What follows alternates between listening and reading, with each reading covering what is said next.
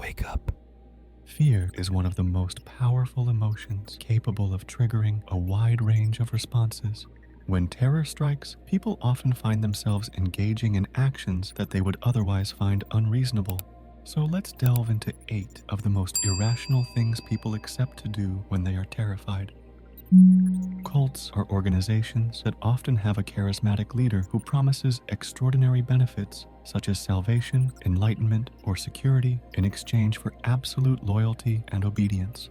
Cult leaders use various psychological manipulation techniques to control and dominate their followers. The fear of isolation, rejection, or spiritual damnation can compel individuals to comply with the leader's demands without question. One of the most tragic examples of blind loyalty to a cult leader is the Jonestown Massacre in 1978. Jim Jones, the leader of the People's Temple, convinced over 900 of his followers to commit mass suicide by drinking cyanide-laced punch. Jones used a combination of charismatic authority, fear of external threats, and social isolation to maintain control over his followers. He instilled a deep fear of external persecution and painted the suicide as an act of revolutionary suicide against oppression. In 1997, 39 members of the Heaven's Gate cult committed mass suicide under the direction of their leader, Marshall Applewhite. Applewhite convinced his followers that their souls would ascend to an extraterrestrial spacecraft following the Hale-Bopp comet. Fear of missing out on this salvation and the promise of eternal life led the members to follow his instructions blindly. Members strive for unanimity, often at the cost of critical thinking. Stockholm Syndrome, a psychological phenomenon where hostages or abuse victims develop positive feelings towards their captors, can also be observed in cult members who see their leader as a protector despite the abuse. Duress involves being forced into illegal actions due to immediate threats of harm or death. This coercion can come from various sources, including kidnappers, abusive partners, criminal organizations, or even government entities in some cases. The fear of imminent harm is a powerful motivator, pushing individuals to comply with demands they would otherwise reject. The psychological mechanisms behind committing crimes are complex. They often involve a combination of survival instincts and cognitive dissonance. One of the most notable cases is that of Patty Hearst, the granddaughter of a wealthy newspaper magnate. In 1974, Hearst was kidnapped by the Symbionese Liberation Army. Under the threat of death and psychological manipulation, Hearst participated in a bank robbery and other illegal activities. Her actions, initially seen as voluntary, were later understood as the result of severe coercion and Stockholm Syndrome, where captives develop sympathy for their captors. Hazing rituals are initiation practices that prospective members must undergo to gain acceptance into a group. These rituals often involve physical, emotional, and psychological abuse designed to test the loyalty, endurance, and commitment of the new members. The fear of being excluded, ridiculed, or seen as weak can drive individuals to endure these extreme practices. Several psychological mechanisms underpin the willingness to participate in hazing rituals. Social influence and conformity play significant roles, as individuals are motivated to fit in and be accepted by their peers. The fear of social rejection or being labeled as an outsider is a powerful driver of behavior, particularly in environments where group identity and cohesion are highly valued. The need for social approval and fear of retaliation from senior members also contribute to the acceptance of hazing. New members may fear that refusing to participate could lead to further humiliation, exclusion, or even physical harm, making compliance seem like the safer option. One of the most well-known cases of hazing gone tragically wrong is that of Timothy Piazza, a student at Penn State University. In 2017, Piazza died after a night of heavy drinking and brutal hazing rituals at the Beta Theta Pi fraternity. He fell multiple times, suffered severe injuries, and was left unattended for hours before help was called. The fear of breaking fraternity codes of silence and the desire to be accepted led to the tragic neglect.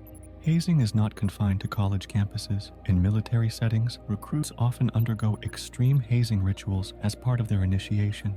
These practices can include physical beatings, sleep deprivation, and public humiliation.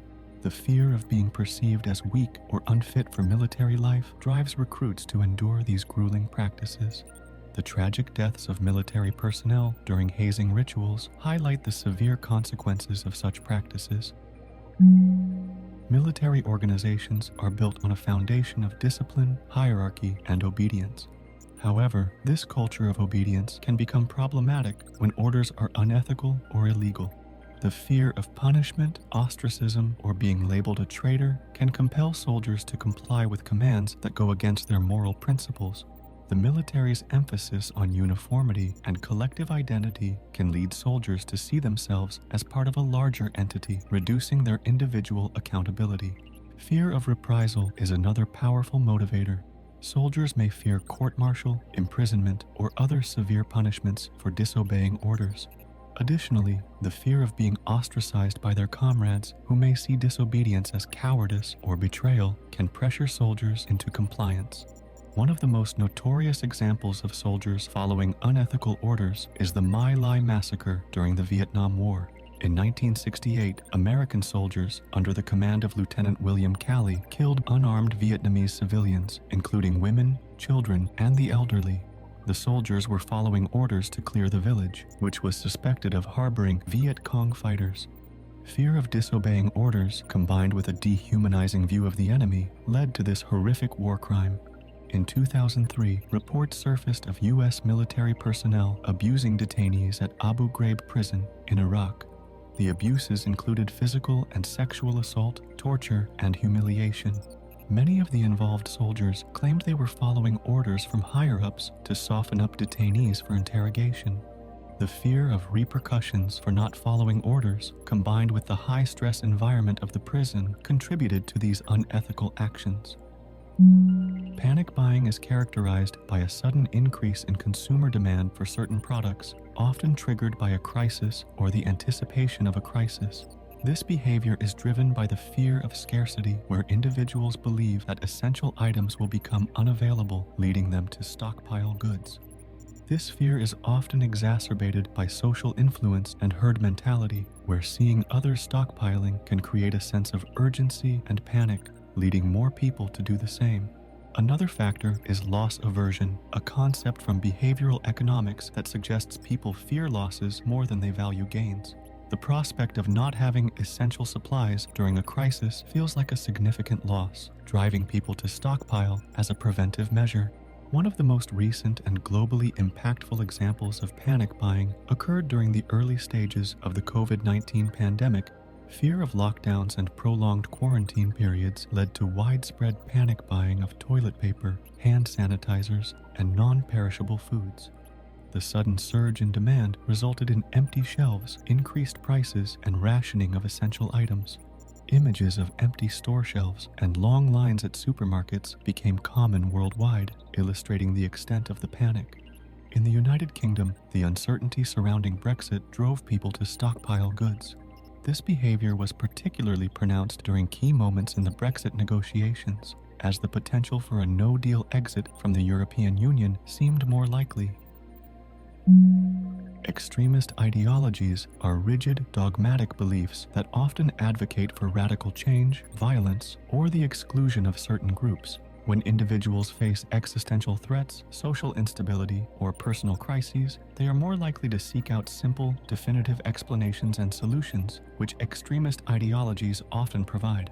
Once individuals begin to adopt extremist views, they are more likely to seek out information that supports these views and dismiss evidence to the contrary.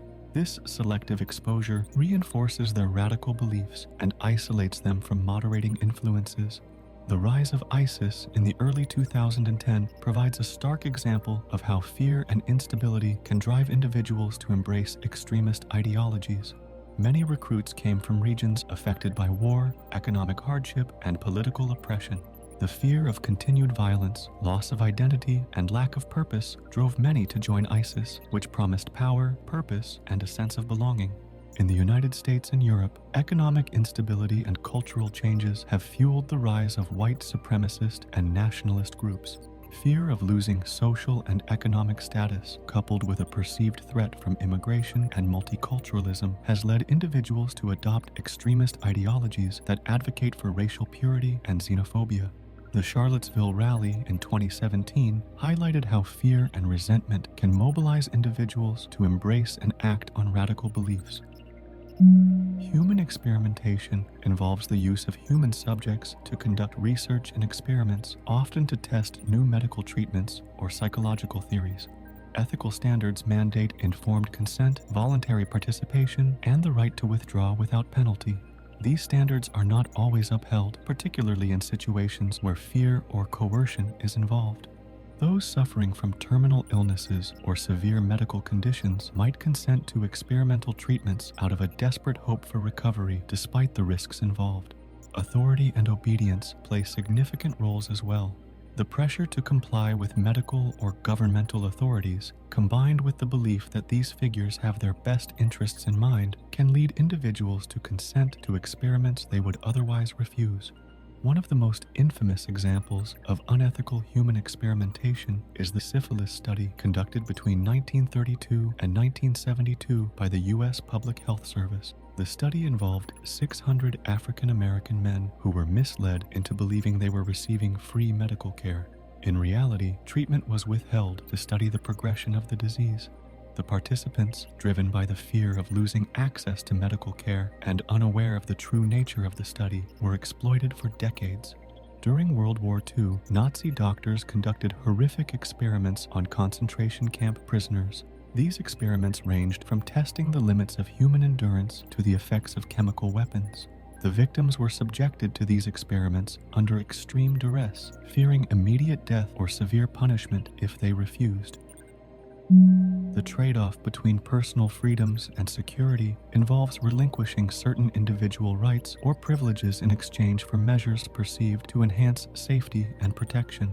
This dynamic often intensifies during periods of heightened fear, such as terrorist attacks, natural disasters, or public health crises. Governments may implement strict measures, and individuals may willingly comply, believing that such sacrifices are necessary to ensure collective security. Fear and anxiety are primary motivators. The fear of harm or loss can overshadow the value placed on personal freedoms. The urgency to feel safe leads to a greater acceptance of restrictive measures. Authority and trust in government also play crucial roles. In times of crisis, people often look to their leaders for guidance and protection. High levels of trust in governmental institutions can increase the willingness to accept restrictions on personal freedoms, as individuals believe these measures are in their best interest. Social conformity and peer pressure can further influence this behavior. Seeing others comply with security measures can create a sense of normalcy and acceptance, leading more individuals to follow suit. This collective behavior reinforces the perception that sacrificing freedoms is a necessary and justified response to the threat.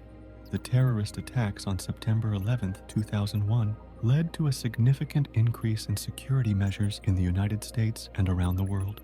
The USA Patriot Act, enacted shortly after the attacks, expanded government surveillance powers, allowed for the detention and deportation of individuals suspected of terrorism-related activities, and increased the government's ability to monitor communications. While these measures were implemented to enhance national security, they also raised concerns about privacy and civil liberties. Many Americans accepted these trade-offs, believing they were essential to prevent further attacks. China's extensive surveillance system, which includes facial recognition technology and widespread monitoring of online activities, is often justified by the government as necessary for maintaining social order and security. The Chinese government argues that these measures help prevent crime and terrorism. However, they also result in significant restrictions on personal freedoms, including privacy and freedom of expression. Many Chinese citizens accept this trade-off, influenced by the belief that these measures contribute to a stable and secure society. If you found this video interesting, please give it a thumbs up and share it with others who might benefit from this information. Don't forget to hit the subscribe button and ring the notification bell so you never miss an update. Until next time, keep a critical mind and stay safe.